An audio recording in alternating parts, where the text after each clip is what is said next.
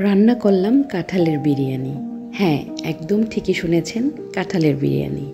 এই কাঁঠালের বিরিয়ানিটা এত লোভনীয় হয়েছে, আমি যদি নিজে এটা রান্না না করতাম জীবনেও বিশ্বাস করতাম না। তাই হচ্ছে আজকে আপনাদের সাথে শেয়ার করতে চলে আসলাম কিভাবে রান্না করলাম। কাঁচা কাঁঠাল ভালো করে কেটে ধুয়ে পরিষ্কার করে পানিতে সিদ্ধ করে নিয়েছি অল্প লবণ দিয়ে। সিদ্ধ করা কাঁঠালটাকে কাবাবের মশলা অল্প একটু লবণ দিয়ে এটাকে সুন্দর করে আমি ভেজে নেব। মোটামুটি একটু ভেজে নেওয়ার পর এটার মধ্যে কালারের জন্য দিয়ে দিব অল্প একটু মরিচ আর হলুদের ফাঁকি। এটা দেওয়ার পর আরও কিছুক্ষণ সুন্দর করে ভেজে নিব। এই কাবাবের মশলাটা দেওয়ার জন্য এই কাঁঠালটার ফ্লেভার এত ভালো আসছে, এটা যে আমি কোনো মাংস খাচ্ছি না এটা আসলে বোঝাই যায় না। তারপর ভেজে উঠিয়ে নিলাম।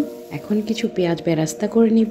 বিরিয়ানিতে আসলে বেরেস্তা না দিলেই ভালো লাগে না, তাই আমি পেঁয়াজটাকে ভালো করে ভেজে ওইটার মধ্যে অল্প একটু চিনি দিয়ে আর একটু ভেজে সুন্দর করে বেরেস্তাটা রেডি করে অল্প কিছু বেরেস্তা তুলে নিয়েছি আর কিছু ফ্রাই প্যানে রেখে দিয়েছি। তার মধ্যে দিয়ে দিলাম পেঁয়াজ বাটা, তারপরে দিয়ে দিলাম আদা বাটা। এটা দেওয়ার পর কিছুক্ষণ সুন্দর করে নাড়াচাড়া করে কষিয়ে আসলে দিয়ে দিব বিরিয়ানি মশলাটা। বিরিয়ানি মশলা দিয়ে অল্প পানি দিয়ে এটাকেও খুব সুন্দর করে কষিয়ে নিব। আর মাংসর সুন্দর একটা ফ্লেভার আসার জন্য আমি এখানে ব্যবহার করেছি গরুর মাংসের মশলা। সুন্দর করে আরও ভালো করে কষিয়ে নিলাম। কষিয়ে নেওয়ার পর এটাতে দিয়ে দিলাম ওই যে ভেজে নিয়েছিলাম কাঁঠালটা, সেইটা দিয়ে আরও সুন্দর করে কষিয়ে নেওয়ার পর দিয়ে দিলাম পোলাও চাল দিয়ে এটাকে সুন্দর করে ভাজা ভাজা করব অনেকক্ষণ।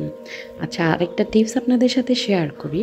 যাদের পোলাও বা বিরিয়ানি নরম বা শক্ত থাকে, পারফেক্ট হয় না, তাদের জন্য পানির পরিমাণটা কিভাবে করি বলে দিই।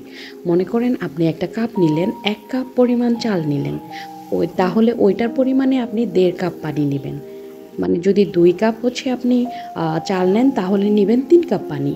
এভাবে করলে আপনার পোলাও বা বিরিয়ানি কখনোই শক্ত বা নরম হয়ে যাবে না। যাই হোক, কথা বলতে বলতে বিরিয়ানিটা অলমোস্ট রেডিই হয়ে গেছে। কী যে সুন্দর স্মেল আসতেছিল। তারপর আরও সুন্দর স্মেলের আর স্বাদের জন্য দিয়ে দিলাম বাসায় তৈরি করা একদম খাঁটি ঘি। তার সাথে ওই যে পেঁয়াজ বেরেস্তাটা শুরুতেই কিছু তুলে রেখেছিলাম, এটা উপরে ছড়িয়ে ছিটিয়ে দিব সৌন্দর্যের জন্য প্লাস স্বাদের জন্য। দিয়ে দিলাম বেশ কিছু পেঁয়াজ বেরেস্তা। এটা না দিলে কিন্তু আসলে মজাটা বোঝা যাবে না। বিরিয়ানিতে কিন্তু অনেক পরিমাণ পেঁয়াজ বেরেস্তা দিলে অনেক মজা হয়।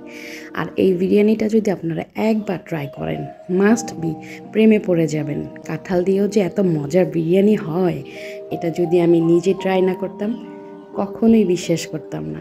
আলহামদুলিল্লাহ, অনেক মজা হয়েছে। বাসার সবাই খুবই প্রশংসা করেছে।